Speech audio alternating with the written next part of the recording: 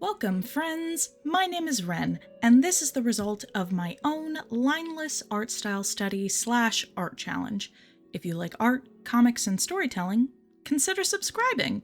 And if you'd like to join the Crow's Nest Discord server filled with other creative and friendly people, the invite link is in the description.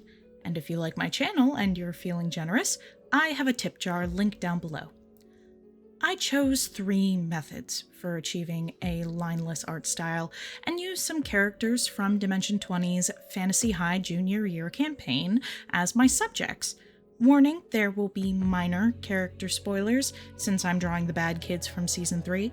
Dimension 20 is a show on the streaming platform Dropout that showcases campaigns from an array of tabletop role-playing games, mostly focused on Dungeons & Dragons. Fantasy High is their flagship campaign that started it all. The premise is basically the Breakfast Club meets D&D. Junior Year is the name of the 3rd and most recent season of the show. In terms of methods I took to achieve this look, I put the term lineless art on a spectrum. On one end, we have the way I usually draw with line art, color, and cell shading. On the other, we have entirely solid blocks of color with no lines at all. So after researching, I went with 3 ways to achieve this style, starting with what was closest to my current skill set and arriving at the most foreign. First off, we have method 1, the quote-unquote fake lineless art.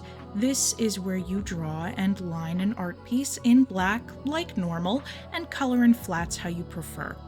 Then you clip a second layer to your line art where you paint in your flat colors again, picking which areas will overlap, giving the illusion of a lineless art piece.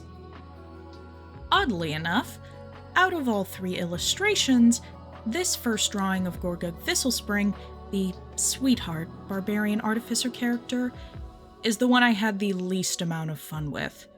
It was such a struggle to get through. I don't draw men a lot, and that's something I'm working on in 2025, but even still, there was just something depressing about this method. Maybe it was the struggle of the pose in the first place, maybe I didn't like all my line art being hidden, maybe it felt like cheating. I have no clue. But whatever it was, it sucked the fun out of it for me, which was unfortunate, because I love Gorgug as a character. Zack Oyama plays such a funny and endearing role.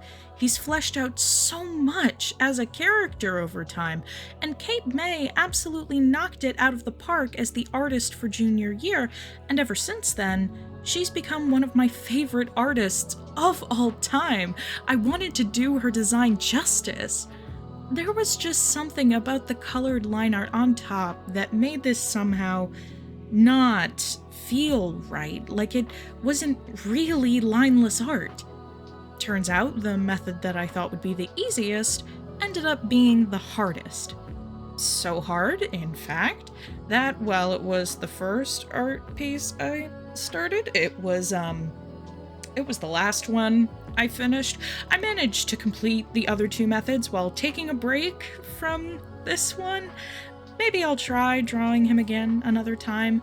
There's so many fun things about Gorgug's design, and while I think the end product is passable for my standards for myself, it just wasn't very enjoyable to make. Moving on to method 2, featuring Figurath Faeth, the resident bard / warlock / paladin, archdevil of rebellion. This time, I really took a hard look at the way Kate May draws. Basically, the main difference between my art style and Kate's is hers has a more organic and rougher look, because she essentially does a clean sketch with colors and shading underneath. So I decided to try and do that as well. After sketching out all of the various parts and pieces of Fig, I relined everything in a soft pencil, leaving in as many solid, clear shapes as possible. Then I went underneath and hand drew my blocks of color, and added gradients in order to break up similar tones like the tan horns of Fig's guitar and her pale red legs. I really loved this process. I typically only use gradient maps or airbrushed lighting, sometimes a watercolor effect, but even just using gradients sparsely in line with Fig's design made everything really pop and come together. Once my flats were down, I went in and added some colored line art, being careful to only add as few lines as possible to break up parts of her body, like the fingers holding her pick and the crossing of her legs. In addition to the pleats of her skirt and, of course my favorite, her hair, I also broke up the sleeve of her jacket and did some simple shading in the shadow of the collar. The whole time, I tried to keep my line art rough and dry to really let the larger shapes and colors pull focus. As someone who typically hates drawing feet, I had so much fun with her shoes, especially the laces. I feel like that was my best example of no line art, only coloring where the shape is clear and you know what it is. I also gave her boots some definition as well. Spoiler alert, out of all three, this method is my favorite by far, and I'll be taking this route when I want to use a lineless art style. Lastly, we have Adine Abernant, the Elven Oracle and Divination Wizard. This is what I would call the true lineless art method of this challenge. I did the same thing I did for Fig's design, coloring underneath a sketch. But instead of adding minimal line art this time, I did the same thing I did for Fig's design, adding color underneath a sketch. But instead of adding minimal line art, this time I did not line the art at all, only solid chunks of color were used. My favorite aspect of this drawing is her hair. I just love how much texture and lighting is added. There's just so much definition. And I feel proud of myself since this is the first time trying to draw a blonde character. It was a color I never had to try shading before. In addition to solid chunks, this time I tried shading in separate shadows on a multiply layer. For a while, I was trying to blend gradients together, but it just wasn't working. What did really work was using pointillism on the furry parts of her jacket in the same color I was shading in, that pale purple color. In retrospect, I think I may have shaded her hair so much that the impression of linelessness got a little lost, especially with shadows crossing over other shadows.